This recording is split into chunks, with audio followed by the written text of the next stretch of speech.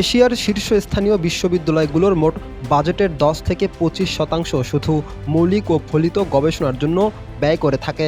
সেখানে প্রাচ্যের অক্সফোর্ড খ্যাত ঢাকা বিশ্ববিদ্যালয়ে গবেষণা খাতে 1 টাকাও বাজেট বরাদ্দ নেই। 2026-27 অর্থবছরে বাজেটের এই খাতে বিশ্ববিদ্যালয় মঞ্জুরি কমিশন ইউজিসি থেকে কোনো বরাদ্দ পায়নি ঢাবি, যা ঢাকা বিশ্ববিদ্যালয়ের জন্য অত্যন্ত দুঃখজনক।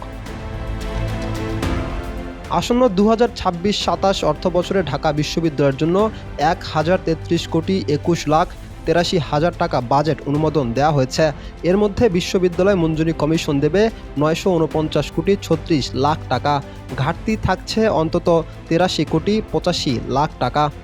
5+ স্টার রেটিং প্রাপ্ত দেশের সর্বোচ্চ বিদ্যুৎ সাশ্রয়ী ওয়ালটন এসি স্মার্ট কমফোর্ট এখন নেক্সট লেভেলে। বিশ্ববিদ্যালয়ের গবেষণা খাতে আলাদা বরাদ্দ না থাকলেও বাজেটের বড় একটি অংশ শিক্ষক, কর্মকর্তা ও কর্মচারীদের বেতন ভাতা, পেনশন এবং অন্যান্য সুযোগ সুবিধা বাবদ ব্যয় হয়। ফলে অবশিষ্ট অর্থ দিয়ে পণ্য ও সেবা ক্রয়, মেরামত, রক্ষণাবেক্ষণ সহ দৈনিক পরিচালনা কাজে ব্যয় মেটাতে হয়।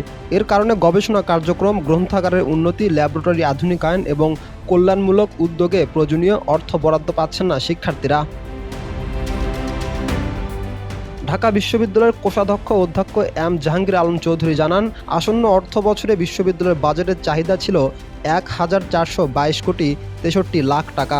তবে চাহিদা অনুযায়ী বরাদ্দ না পাওয়ায় বাজেট নির্ধারণ হয়েছে 1,033,22,00,000 টাকা।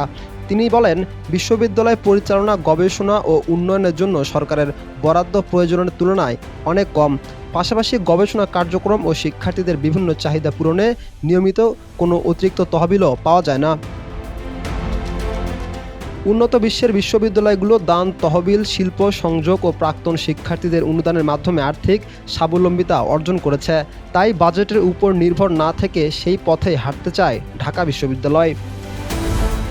রাকিব হাসান, ইত্তেফাক নিউজ।